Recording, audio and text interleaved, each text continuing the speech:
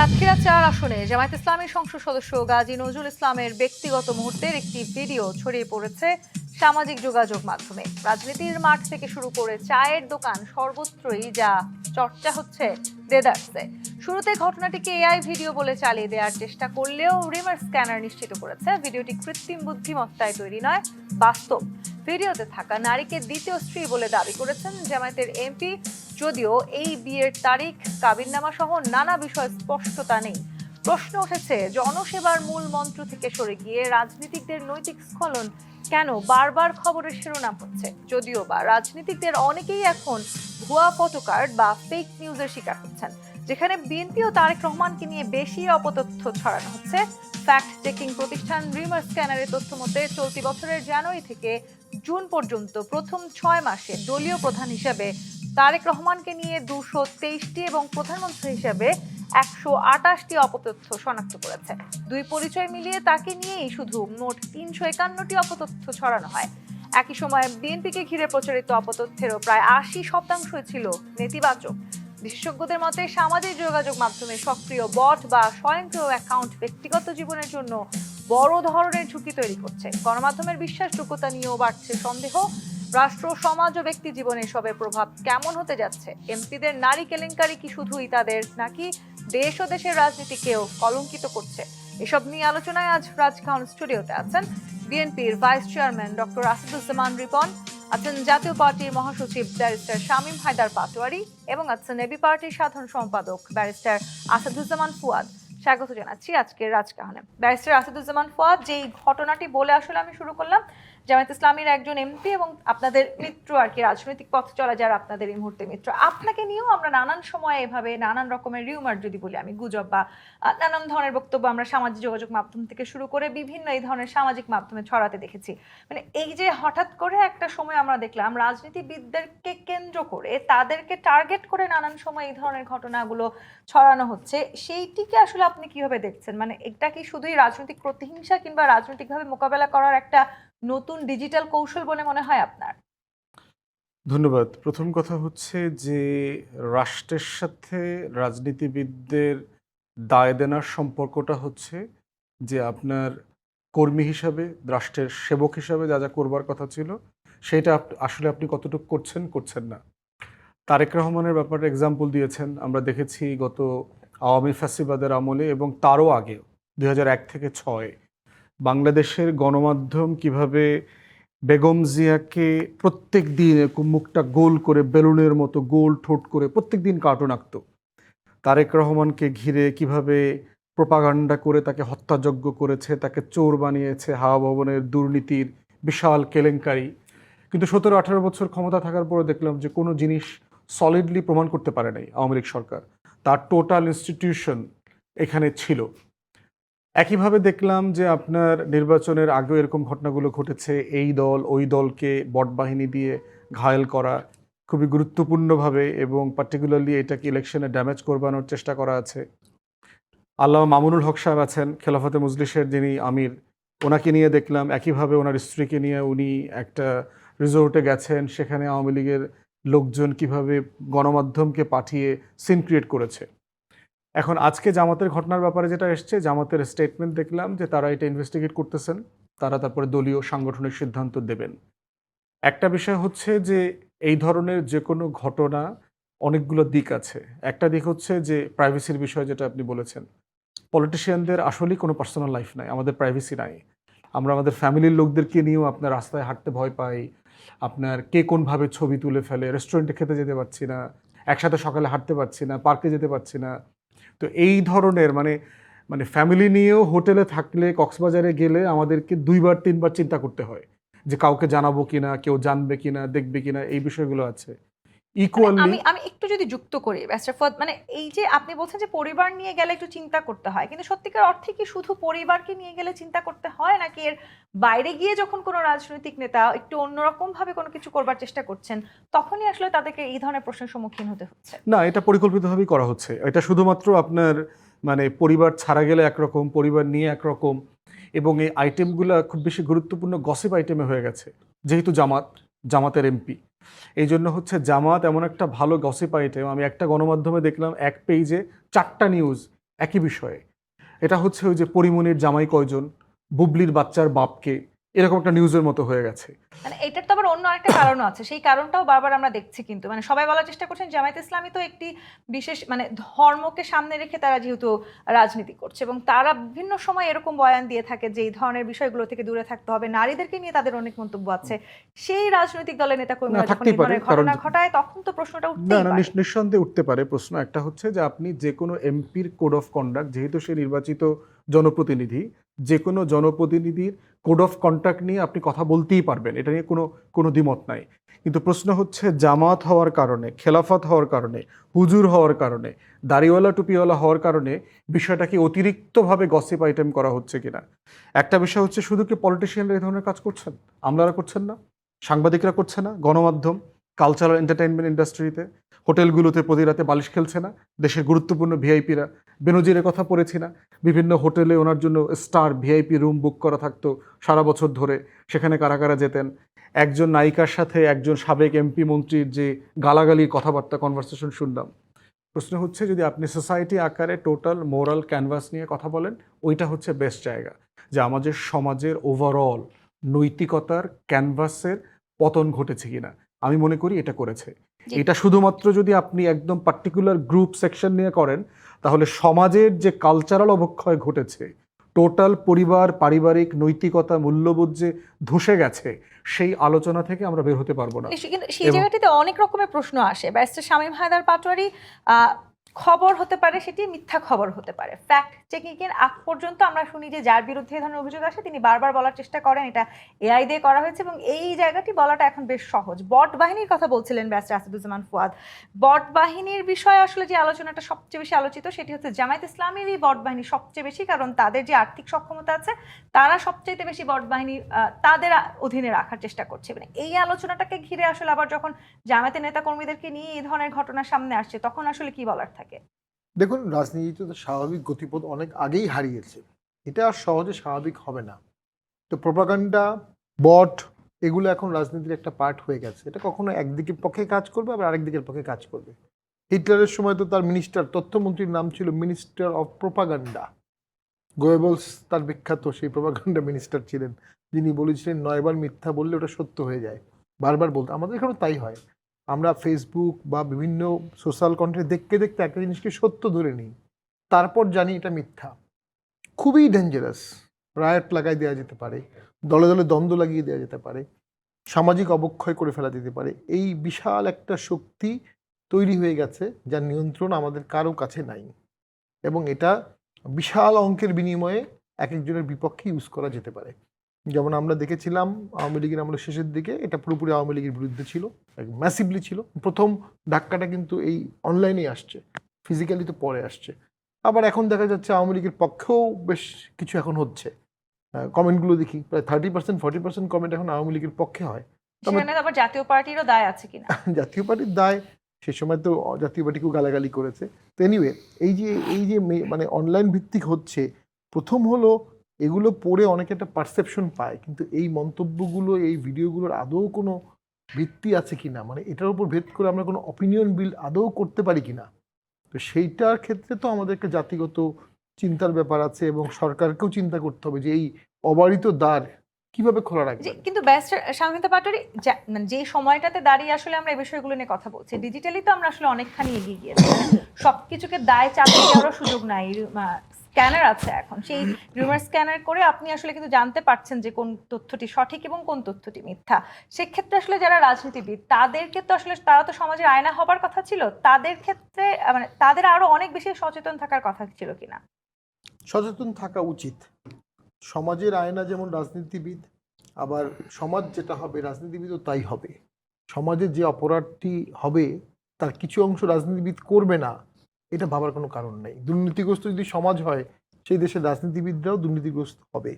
যেটা হয়েছে, আমরা একসময় 1958-এ পূর্ব বাংলায় দুর্ভিক্ষ হচ্ছিল, তখন সোহরাওয়ার্দী সাহেব দেখতে আসলেন। তিনি প্লেনে করে আসলেন, তো ভাসানী সাহেব তাকে স্টেজে বললেন যে পূর্ব বাংলায় দুর্ভিক্ষ হচ্ছে, আমি ভেবেছি সোহরাওয়ার্দী সাহেব ব্যাপক খাদ্যশস্য নিয়ে আসছেন। উনি নিয়ে আসছেন 1 প্লেন ভর্তি মেয়ে মানুষ তার বিনোদনের জন্য। এটা ভাসানীর মুখের ভাষা স্টেজে। তো রাজনীতিতে এগুলো থাকবে। এবং একটা সময় তো আমরা দেখতাম যে নায়িকারা মডেলরা ওরা ক্রিকেটারদের নিয়ে কথা বলতো, ক্রিকেটারদের সাথে স্ক্যান্ডাল হতো, পলিটিশিয়ানদের সাথেও হতো। তারপরে আওয়ামী লীগের আমরা শেষের দিকে হলো পুলিশের সাথে স্ক্যান্ডাল হয়ে গেল। বিকজ তারা অনেক পাওয়ারফুল একদম তাই, ক্ষমতার কেন্দ্রবিন্দু যেখানে স্ক্যান্ডালটা সেখানে। নাও আমি যেটা বলবো, একটা লোকের রাজনীতি বা একটা দেশের রাজনীতি বা একটা দলের রাজনীতি এই ধরনের ঘটনা নির্ভর না। জি, তিনি মানে অনেক কিছু রাষ্ট্রীয় সম্পদ, জায়গাটিতে নিশ্চয়ই আমি এক মিনিট শেষ করে রাষ্ট্রীয়ভাবে দিচ্ছি, যদি উনি রাষ্ট্রীয় সম্পদ লুট করছেন কিনা, রাষ্ট্রের সাথে বেইমানি করছেন কিনা, রাষ্ট্রের সাথে উনি কোনো হাই ট্রিজন করছেন কিনা, এগুলো হলো মুখ্য বিষয়। বাকিগুলো গুজব স্ক্যান্ডাল হবে। এই ব্রিটিশ রাজ পরিবারকে নিয়ে প্রতিদিন পেপারে লেখা জি, হতো। কিন্তু রাষ্ট্র সমাজ কিংবা ব্যক্তি জীবনে তো এর একটা প্রভাব থাকে। ডক্টর আসাদুজ্জামান রিপন, মানে আমরা যেটি বলছিলাম, মানে রাষ্ট্রের প্রধানমন্ত্রী থেকে শুরু করে একদম নতুন যে রাজনৈতিক দলটি আছে এনসিপি, সেই এনসিপি নেতাকর্মী পর্যন্ত তৃণমূল পর্যায়ের একজন নেতাকর্মীকে নিয়েও এই ধরনের গুজব ছড়ানো হচ্ছে। এই কয়েক মাসে প্রধানমন্ত্রীকে ঘিরে 351টি অপতথ্য ছড়ানো হয়েছে। যাকে নিয়ে আলোচনাটি আমরা শুরু করলাম, যেটি বলছিলেন ব্যারিস্টার ফুয়াদ, যে তিনি আসলে যেরকম করেছেন তেমনি বিগত ফ্যাসিস্ট আমলে বেনজির তিনিও আসলে একই ঘটনা ঘটিয়েছেন। কিন্তু বেনজিরের সাথে আসলে এখন এই 24-এর গণঅভ্যুত্থান পরবর্তী সময়ে যিনি আসলে নির্বাচিত হয়ে জনপ্রতিনিধি হলেন, তাকে মেলানোর সুযোগই বা কতখানি আছে? ধন্যবাদ আপনাকে। আপনি আপনার সূচনা পর্বে আপনি অনেকগুলো কথা বলেছেন। সে কথাগুলোর সাথে আমার ভিন্ন মত প্রকাশ করার কোনো অবকাশ নেই। আমি আপনার যে প্রশ্নগুলো তুলেছেন সে প্রশ্নগুলো অত্যন্ত যৌক্তিক প্রশ্ন নিঃসন্দেহে। আমি ব্যারিস্টার শামীম হায়দার পাটোয়ারির বক্তব্য থেকে শুরু করতে চাই এভাবে। উনি বলেছেন যে, উনি প্রশ্নটা তুলেছেন এভাবে যে সমাজ দুর্নীতিগ্রস্ত অ্যাজ এ হোল, সোসাইটি যদি খুব করাপ্টেড হয়ে পড়ে বা সোসাইটির মেম্বার্সরা যদি করাপ্টেড হয়, এটি বলতে চাচ্ছেন, তাই তো? সেক্ষেত্রে রাজনীতিকদের মধ্যেও যে রাজনীতিকদেরও দুর্নীতিগ্রস্ত হওয়া স্বাভাবিক উনি বলছেন। আমি ঠিক একটু উল্টো করে যদি বলতে চাই, যেমন ধরুন সোসাইটি করাপ্টেড হয়েছে বলে পলিটিশিয়ানরাও মানে তার বাইরে থাকবে না, কারণ তারা তো সোসাইটির একটি অংশ। বিষয়টা আমি ওইভাবে যদি না বলে এভাবে বলতে চাই, যদি রাজনীতিকরা যদি পথ দেখাতে চান, রাজনীতিকরা যদি সমাজটা বদলাতে চান, বদলে দেওয়ার অঙ্গীকার করেন, সেই কথা বলেই যদি রাজনীতি করেন, তাহলে সেই যে দুর্নীতিগ্রস্ত সমাজ, যে দুর্নীতিগ্রস্ত ব্যবস্থা, সেটা তো বদলে দেওয়ার দায়িত্ব রাজনীতিকদেরই। উল্টো নিজেরাই সেই ভাইসেজে, সেই সমস্যা যদি নিজেরা আক্রান্ত হয়ে পড়েন, তাহলে হবে কেমনে? একটি কথা আমার মনে হয় পাটোয়ারির মনে আছে কিনা আমি জানি না, উনি তো সেই দলটির এখন মানে সেক্রেটারি জেনারেল, না আপনি? জি, আচ্ছা, ওনার দলের ফাউন্ডার যিনি হোসেইন মোহাম্মদ এরশাদ, তাকে অনেকে রাজনীতিকরা পত্রিকা তাকে হোমো এরশাদ বলতো। তো হোসেইন মোহাম্মদ এরশাদ সাহেব অত্যন্ত গর্বের সাথে, মানে ওনার অসংখ্য বান্ধবী ছিল, ওই যে মানে ক্ষমতাধর ব্যক্তিদের বান্ধবী থাকার যে ব্যাপারটা প্রকাশ্যে আসলো, সেটা শুরু হলো মানে এরশাদের সময়, সামরিক শাসনের সময়, এবং শুরুটা হলো এরশাদ সাহেবকে দিয়ে। এবং মানে মেরি বদরুদ্দিনের কথা আমরা জানি, বিদেশি পত্রিকায় ছবি উঠলো। মিস্টার বদরুদ্দিন তৎকালীন বিসিসিআই ব্যাংক বলে একটা বড় ব্যাংক ছিল, সেই ব্যাংকে চাকরি করতেন। তারপরে তাদের মধ্যে মানে ছাড়াছাড়ি হলো, সে মিসেস মেরি সাথে এরশাদ সাহেবের একটা দারুণ সম্পর্ক ছিল।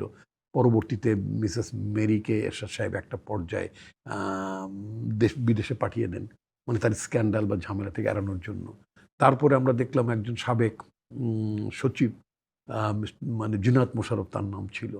বিভিন্ন সময় রাজনীতিবিদদেরকে নিয়ে এই ধরনের আলোচনা একটু হয়েছে। বলি তো, এবং এই জুনায়েদ মোশাররফকে নিয়ে যখন আলোচনা, একটা পাবলিক মিটিং, আমার স্টেট মনে আছে এখনো, মানে কাজী জাফর আহমেদ একটা প্রসঙ্গ তুলছিলেন যে আমাদের স্যারের অমুক, তখন এরশাদ সাহেব একটু কারে, যেমন আমি শামীম পাটোয়ারির বক্তব্যটি যেমন একটু আমি যুক্ত করে বললাম, এরশাদ সাহেব বলে যে 5-7 বছর পুরনো বান্ধবী বলছেন যে আমাদের নেতার বান্ধবী, তখন এরশাদ কারেকশন দেবেন। আমি বলতাম he had guards and courage as well as, উনি বললেন না 5-7 বছর না, আরো আগে থেকে। কিন্তু এই ধরনের কর্মকাণ্ড কি তাদের দলীয় অবস্থান, মানে দলীয় অবস্থানের সাথে এই কর্মকাণ্ডের কোনো মিল নাই? এই জিনিসগুলো তখন থেকেই বলা যেতে পারে একটা নির্লজ্জতা, মানে আমি যদি বলতে চাই একটা নির্লজ্জতা, একটা বেহায়াপনা, তা শুরু হলো মোটামুটি হোসেন মোহাম্মদ এরশাদের জামানায়। এবং এরপরে বেনজিররা মনে করলো যে এটা ইট ক্যান বি ডান, সচিবালয়ের পাওয়ারফুলরা মনে করলো ইট ক্যান বি ডান।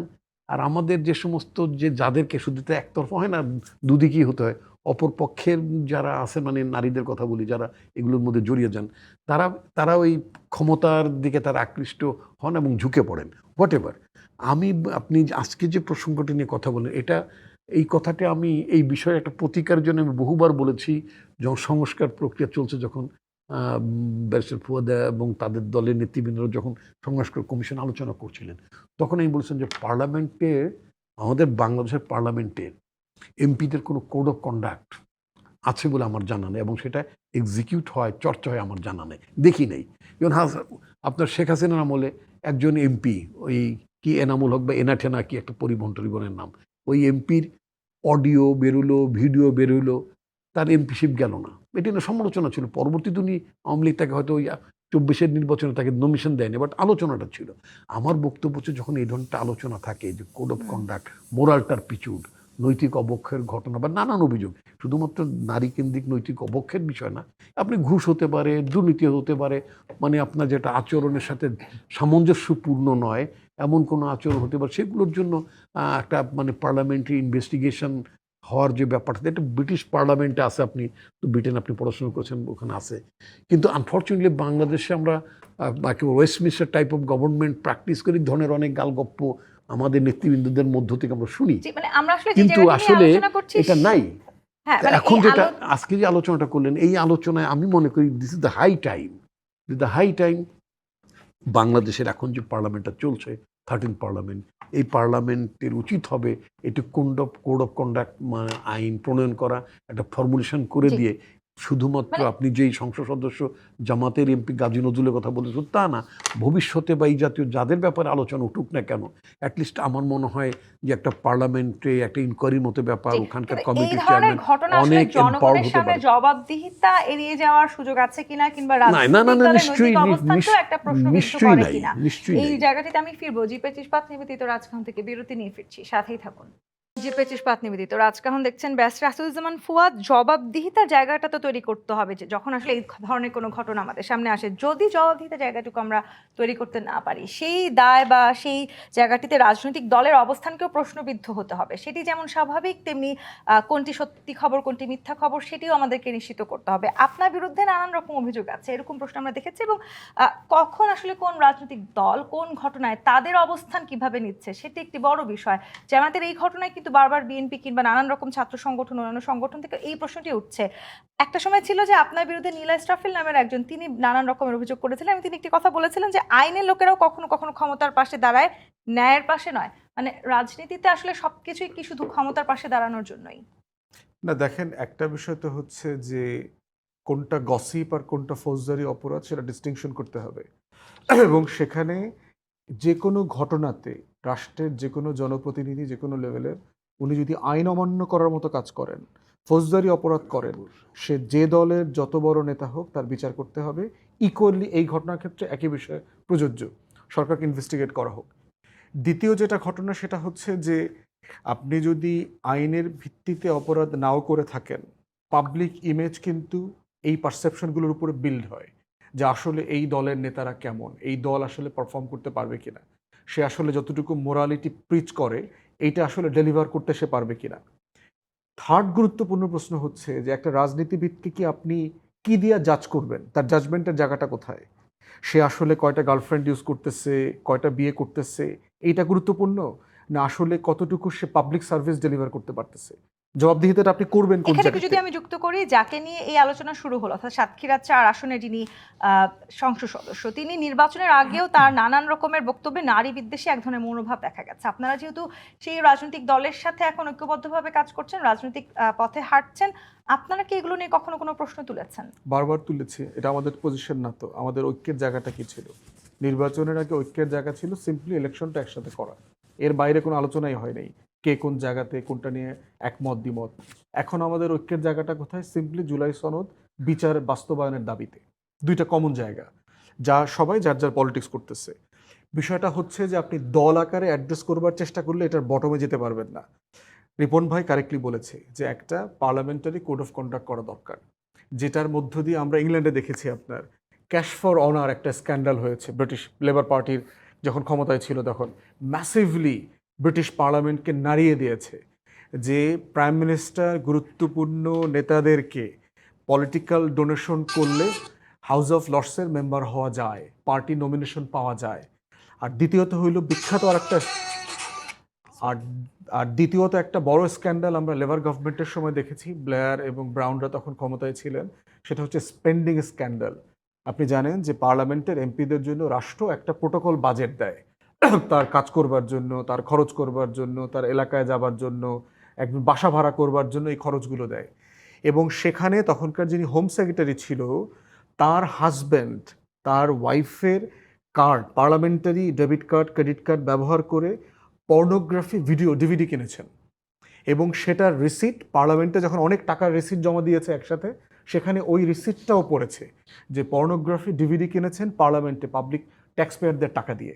এবং তখন তার মন্ত্রিত্ব থেকে তাকে রিজাইন করতে হয়েছে এবং সেই এরকম রিজাইন দুইটা করার স্ক্যান্ডেলে শুধু তাই না, ঘটনা তার politics বাংলাদেশে শেষ হয়ে আদৌ গেছে। কখনো ঘটে না, নাকি ঘটবে, এই politics, প্রশ্নটাও না, আমাদের না, করার এটা সুযোগ এটা হবে। এটা করতে হচ্ছে হবে যে এখন। আপনার তর্কটা যদি না তোলা হয়, আপনি যদি কোড অফ কন্ডাক্টটা না তৈরি করেন, আপনি যদি তর্কটা অ্যাকাউন্টেবিলিটি তো না আসলে করেন, যেহেতু আপনারা আসলে একই ঐক্যে হাঁটছেন রাজনীতিতে, আপনাদের জায়গা থেকে শুরু হওয়ার একটা প্রত্যাশা ছিল জনগণের, যে মানে আপনারাই আসলে শুরু করবেন কিনা। সরকারি দলের উপরে যদিও দায় অনেক বেশি, কিন্তু মিত্র হিসেবে আসলে আপনারাও এই জায়গাতে একটি প্রশ্ন তোলার সুযোগ ছিল কিনা। ডক্টর আসাদুজ্জামান রিপন, এই ঘটনাটিকে শিবির এবং ছাত্রী সংস্থা যারা আছেন মানে জামায়াত ইসলামী, তাদের জন্য একটা লিটমাস টেস্ট বলার চেষ্টা করছেন অনেক বিএনপি নেতা। শিবিরের কেউ এখনো পর্যন্ত এই বিষয়ে কোনো মুখ খুলেন নাই, মানে এই বিষয়টাকে খুব একটা অন্যরকম পদ্ধতিতে ডিফেন্ড করার সুযোগ আছে বলে কি আপনার মনে হয়? আমার কাছে যেটা মনে হয়েছে কি, দেখেন আপনার জামাত কিন্তু জামাতের নেতৃবৃন্দ, আমার যেটা আমার মনে হয়েছে, তাদের নিজেদের মধ্যে বোধহয় এই ধরনের একটা স্মেল, তারা একটা একটা ঘ্রাণ পাচ্ছিলেন যে তাদের দলের নেতা কর্মীদের মধ্যে একটা অবক্ষয়ের ব্যাপার হয়ে যাচ্ছে, বা নানা জায়গায় কোনোটা ফোকাসড হয়েছে, কোনো জায়গায় ফোকাসড হয়নি, এক্সপোজড হয়েছে অথবা এক্সপোজড হয়নি। এর আগেও তৃণমূল পর্যায়ে কিন্তু এরকম ঘটনা আরও অনেক ঘটেছে, ভিডিও এসেছে ইত্যাদি ইত্যাদি। এটার পরিপ্রেক্ষিতে গত 22শে জুন জামাতের আপনার ওদের বোধহয় কর্মপরিষদ, যেটা বোধহয় এক্সিকিউটিভ কমিটি বলা বোধ হয়, হোয়াট এভার, কর্মপরিষদে একটা মিটিং ছিল। সেই মিটিংয়ে আমি ফেসবুকেই দেখলাম, মানে এটা মানে ফেসবুকে বললে হয়তো বলবেন যে এটা একটা অপপ্রচার কিনা, তা না। সাংবাদিক আপনার জুলকার নাইন সাহেব, উনি ওনার ফেসবুক পোস্টে জামাতের কর্মপরিষদের মিটিংয়ের বা সার্কুলারের মানে ছবিটা মানে তিনি পোস্ট করেছেন। সেখানে গত 22শে জুনের সিদ্ধান্ত ছিল জামাতের নেতৃবৃন্দদের মধ্যে, নারীদের মধ্যে এবং পুরুষদের মধ্যে অনেকেই বিভিন্ন শিক্ষকতা, বিভিন্ন প্রতিষ্ঠানে তারা কাজ করেন। তো নারী সদস্যদেরকে বলা হয়েছে তোমরা বয়েজ স্কুল বা ছেলেদের স্কুল কলেজ এসব জায়গা থেকে বা মাদ্রাসা থেকে তোমরা সরে আসো চাকরি ছেড়ে। আর ছেলেদের বলা হয়েছে যে তোমরা যারা মেয়েদের স্কুল কলেজে বা মাদ্রাসায় পড়াও বা চাকরিতে বিভিন্নভাবে চাকরিতে আসো, সেই সব জায়গায় থেকে সরে আসো। এখন এইটার পরে জামাতের তৃণমূল পর্যায়ে তাদের মধ্যে বেশ রিয়াকশন হয়েছে, রোকনদের মধ্যে বেশ রিয়াকশন হয়েছে। তারা বলেছেন যে এটা খুবই, মানে আমি যেটা দেখলাম, তারা বলছেন এটা খুব অমানবিক সিদ্ধান্ত। কিন্তু আমার মনে হয় জামাতের নেতৃবৃন্দের মধ্যে এ ধরনের ডেভিয়েশন ঘটার ব্যাপারটা তারা ভেতরে তারা জানছিলেন। জানার পরে তারা চিন্তা করলেন যে এরকম ঘটনা আরও ঘটতে পারে, তাদের জন্য এটা মানে সমালোচনার জন্ম দেবে হয়তো অনেক, সেটাকে কন্ট্রোল করে এটা গুড স্টেপ আই মারছে। মানে তারা তাদের সাংগঠনিক, আমি বলছি তাদের সাংগঠনিক সিদ্ধান্তে বা নিয়মে তারা এইখানে এই মোরাল রাজনীতিতে তো জামায়াতকে বেশ কৌশলী বলা হয়, মানে বিএনপির বিরুদ্ধেও যখন এই ধরনের নানান অপপ্রচার থাকে, বিএনপি আসলে সেক্ষেত্রে কেমন কৌশল নিয়ে সামনে এগিয়ে যাচ্ছে? মানে আমি ঠিক এক্স্যাক্টলি বলতে পারি না যে এরকম মানে মোতা ম্যারেজ ট্যারেজ করার ঘটনার মধ্যে বিএনপির মধ্যে এরকম কোনো ঘটনা আমার জানা নেই, শুনিনি আমি, হোয়াট এভার। তো আমার বক্তব্য, আমি যেটা বারবারই বলছেন, সেটা রাজনৈতিক দলে বলেন, প্রতিষ্ঠান হিসেবে পার্লামেন্টে বলেন, এই ধরনের একটা নিজেদের মধ্যে একটা মেকানিজম থাকা উচিত এগুলো, এই ধরনের অভিযোগগুলোকে কন্টেইন করার জন্য। তা না হলে ওভারঅল রাজনীতির প্রতি মানুষের আস্থা হারাবে, এবং যারা দেশ পরিচালনা, সরকার পরিচালনার দায়িত্বে, অর্থাৎ রাজনীতিক এখন যারা ক্ষমতা আছেন, ভবিষ্যতে যারা ক্ষমতা, আমি আলটিমেটলি পলিটিশিয়ানদের কথা বলি, এই ইনস্টিটিউশনগুলোকে রক্ষা করার দায়িত্ব বা এটাকে ডিফেম হওয়ার হাত থেকে রক্ষা করার দায়িত্ব প্রাইমারিলি তাদের উপর। আমি আবারও ইনসিস্ট করব যে আপনার কোড অফ কন্ডাক্টের ব্যাপারে সরকারকে আইন তৈরি করতে হবে। ব্রিটেনে, আমেরিকায়, আমি 2-4 সেকেন্ড বেশি নেব, মার্কিন যুক্তরাষ্ট্রে তাদের কংগ্রেসম্যান বা সিনেটর বা তাদের মেয়র একবার মানে নিউ ইয়র্কের খুবই নামকরা মেয়র ছিলেন আপনার রবার্ট জুলিয়ানি। তো জুলিয়ানির প্রাইভেট সেক্রেটারির সাথে তার একটা পার্সোনাল অ্যাফেয়ার একটা ঘটনা আসলো, তার বউ তাকে এটা জানার পরে তার বউ তাকে ডিভোর্স করলো। আমেরিকার রাজপথে বা ইউরোপের রাজপথে ছেলেরা মেয়েরা তারা নেশা করছেন, নেশা বলতে আমি মানে মানে পানীয় পান টান করার কথা বলতে চাচ্ছি, এগুলো করছেন, কিন্তু তাদের নেতারা বেসামাল হয়ে যান, নেতারা উল্টাপাল্টা কাজ করুন, প্রশাসনের বড় কেউ, কোনো পুলিশের আইজি, কোনো কমিশনার কোনো নগরের বা বড় কোনো সেই কর্মকর্তা জায়গায় জবাবদিহিতার সেই আওতায় জায়গায় আসতেই তাদের হবে নিশ্চয়ই। জবাব ব্যারিস্টার শামীম দিতে হায়দার পাটোয়ারি, বাংলাদেশও সেই জায়গায় যেতে হবে। আপনি জি, বলছিলেন জুলাইয়ের পরে এখন আমরা ঠিক ওই হোসেন মোহাম্মদ এরশাদ যে স্টাইলে গার্লফ্রেন্ড রাখতেন বা এরকম যে ব্যাপার ট্যাপারগুলো ছিল, বা এই মোতা ম্যারেজ ট্যারেজ বলে পরে মানে পার পাওয়া, সেই সুযোগটা নাই নিশ্চয়ই। এগুলো একজন থাকা উচিত সংসদ না। সদস্যের ব্যক্তিগত আচরণ নিয়ে প্রশ্ন উঠছে, সেটা তার ব্যক্তিগত জীবন হতেই পারে, তিনি হয়তো বা প্রাইভেসি লঙ্ঘনেরও শিকার হতে পারেন, সেই জায়গাটিতেও তো আমাদেরকে নজর রাখতে হবে। মিথ্যা এবং অপতথ্য ছড়ানো, সাইবার বুলিং প্রতিরোধে একটা আইনজীবী প্যানেল গঠন করেছে সরকার।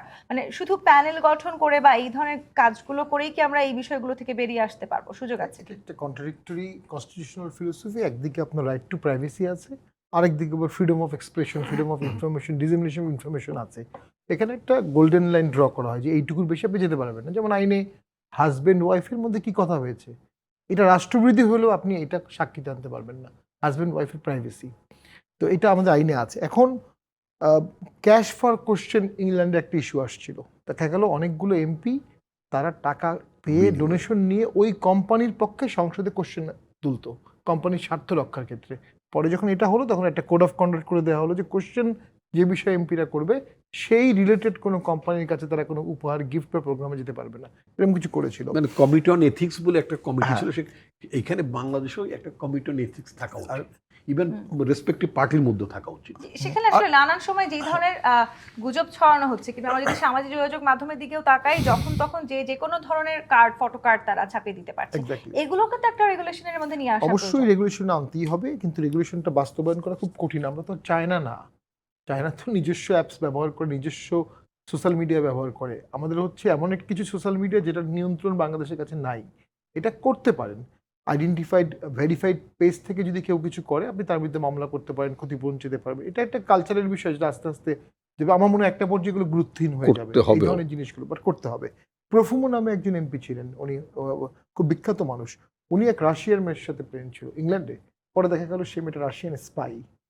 শুধু এই কারণে উনি ওনার এমপিশিপ থেকে রিজাইন করেছিলেন, কারণ ওই স্পাইকে উনি তথ্য দিয়েছেন তা কিন্তু না, কিন্তু উনি স্পাই ছিল এই কারণে। মানে রাষ্ট্রীয়ভাবে এই প্রভাবগুলো পড়তে পারে, সেই জায়গাটিতে আমি আসলে আসতে চাইছিলাম। এই যে আসলে যারা জনগণের জন্য কাজ করবেন, মানে যারা আসলে সংসদ সদস্য হচ্ছেন, তারা তো একেবারে জনগণের সাথে সরাসরিভাবে সম্পৃক্ত থাকার কথা। তাদের এই ধরনের ঘটনাগুলো, সামনে স্থানীয় সরকার নির্বাচন আছে, তার মানে তৃণমূল পর্যায় পর্যন্ত, যদিও রাজনৈতিক দলগুলোর এই ঘটনাগুলো ব্যক্তি পর্যায়ে গিয়ে মানুষের যারা ভোটার আছেন তাদের এক ধরনের মনোভাবে এক ধরনের বড় প্রভাব ফেলে কিনা, সেই রাজনৈতিক দলের সেই ক্ষেত্রে আসলে তাদের জনপ্রিয়তা কমার ক্ষেত্রে এই বিষয়গুলো একদিন অনুষঙ্গ হয়ে উঠতে পারে কিনা, এই প্রশ্নের উত্তর নিব জি25 প্রাপ্তিবিত রাজকাহন থেকে আরেকটি বিরতি নিয়ে ফিরছি, সাথেই থাকুন। তো রাজকাহনের ব্যারিস্টার শামীম হায়দার পাটোয়ারি, যেই ধরনের প্রভাব আমরা দেখতে পাচ্ছি বা এই যে আসলে অপতথ্য বা মিথ্যা খবরগুলো ছড়িয়ে পড়ছে রাজনীতিবিদদের নামে, সেগুলো আসলে সামনে তৃণমূলে ভোটারদের মধ্যে একটা বড় প্রভাব ফেলতে যাচ্ছে কিনা? কিছুটা তো ফেলবেই, তবে আমি মনে করি যে এই ধরনের, যদি জামাতের কথা বলি, জামাত যেটা করে অতীতে এই ধরনের ব্যাপারগুলো তদন্ত করে এবং সত্য বলে তার তাৎক্ষণিক পদক্ষেপ নেয়। যেটা হয়েছে, জামাতের খুব ছোট দল ছিল, নিয়ন্ত্রিত ছিল, 1-to-1 চেকস অ্যান্ড ব্যালেন্স ছিল। সেটা একটু বড় দল হওয়ার কারণে আগের মতো রাখতে পারবে না। সমাজের যে ঢেউ সেটা জামাতেও পড়বে কম বেশি, যে কারণে একটা হার্ডলাইন পলিটিক্যাল পার্টি হিসাবে যে হাই আদর্শ ফিলোসফি জামাত দিচ্ছে, সেটা জামাত আলটিমেটলি ধরে রাখতে পারবে না।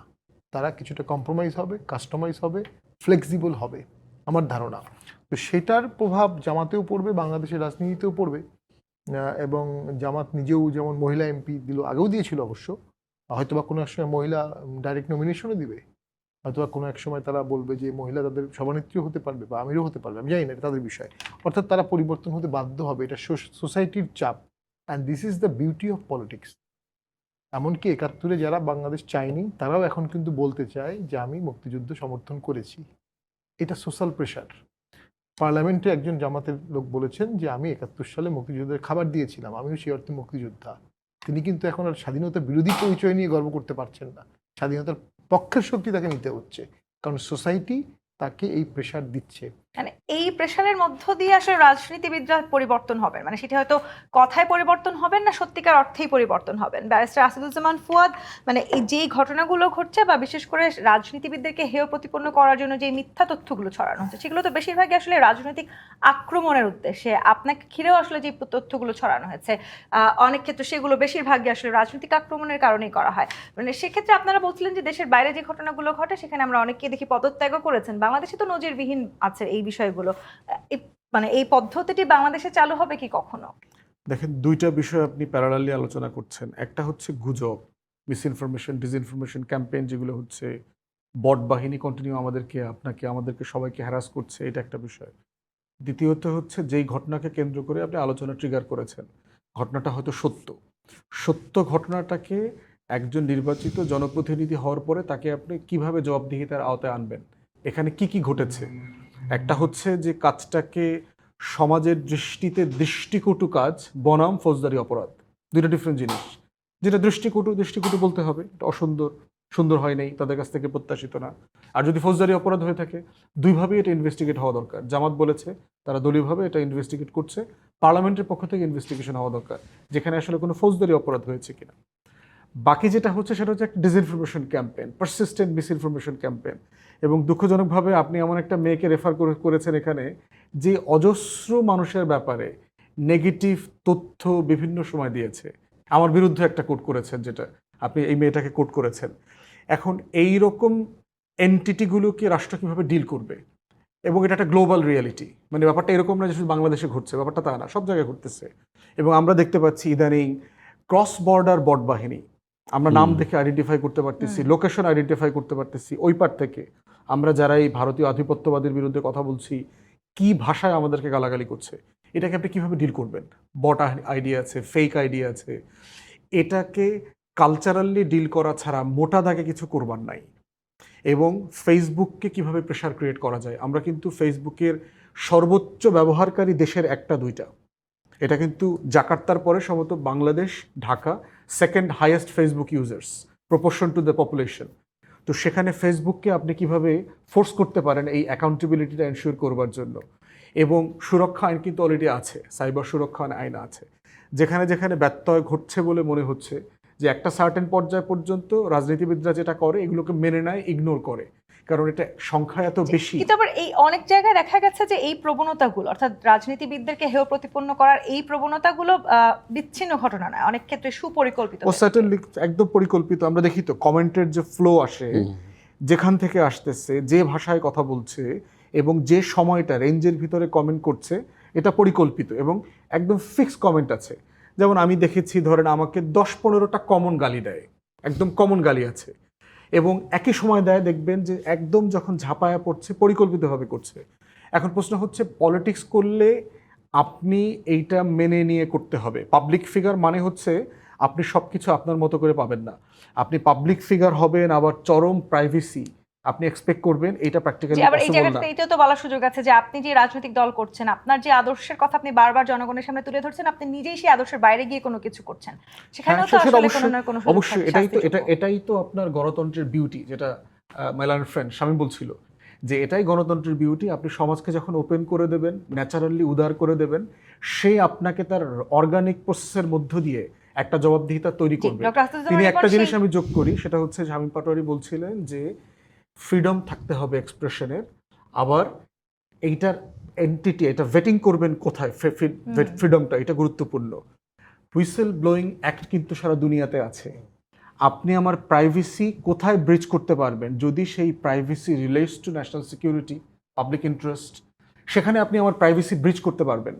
কিন্তু এই সব জায়গায় যেখানে ক্যামেরা লাগায়া এমপির এই বউ আছে কিনা, কত বছর বয়সে বিয়ে করছে, কতদিন আগে করছে, বিবাহিত লিখছে বায়োডাটায় না অবিবাহিত লিখছে, এইটা তো কনফিডেন্সিয়ালিটি ব্রিচ করার মতো কোনো আইটেম না। এই জায়গাগুলোতে তো আসলে আমাদেরকে একটা টান দিতেই হবে, মানে জবাবদিহিতার জায়গাগুলো আমাদেরকে স্পষ্ট করতে হবে। সেই জায়গাটিতে এই মুহূর্তে আসলে সরকারের ভূমিকা আপনি কতখানি দেখতে পাচ্ছেন? দেখুন, আসলে আপনি যখন জবাবদিহিতা, যখন আপনি রাজনীতিকদের কাছে চাবেন, অন্য অন্য ক্ষেত্রে জবাবদিহিতা চাইবেন বা প্রশ্ন করবেন, একটা রাষ্ট্রে, আমি বারবার একটি কথা বলি যে একটা রাষ্ট্রের নাগরিকেরা প্রশ্ন তোলার ক্ষমতা দিতে হবে, মানে they should be empowered to raise the question. তো যেই রাষ্ট্রের নাগরিকরা প্রশ্ন তুলতে পারে না, সেটা তো একটা সভ্য রাষ্ট্র না, গণতান্ত্রিক রাষ্ট্রও না। তো আপনি নাগরিককে আপনি প্রশ্ন তোলার সুযোগ দেবেন। সোশ্যাল মিডিয়ার এম্পাওয়ারমেন্ট আমরা মানে অনুভব করছি, কিন্তু এটা তার মানে এই না সোশ্যাল মিডিয়াকে ব্যবহার করে যদি কেউ আনসোশ্যাল অ্যাক্টিভিটিতে নেমে পড়ে, সেটাকে তো কন্টেইন করার দায়িত্ব শুধুই নাগরিক সমাজের, এখানে সরকার উপর বর্তে। আপনি যেটা বলছেন সরকার কি করবে, এই যে মানে আপনার সাইবার লজ আমাদের দেশে আছে, কিন্তু আমরা কি সব কিছু নিয়ন্ত্রণ করতে পারছি না। ফেসবুককে কি অ্যাকাউন্টেবল করতে হবে না? নিশ্চয়ই ফেসবুককে আপনি অ্যাকাউন্টেবল করতে চাইবেন। তারও আগে আসলে রাজনীতিবিদদেরকে কি আমাদের জবাবদিহিতার আওতায় নিয়ে আসা সবাই কঠিন হচ্ছে?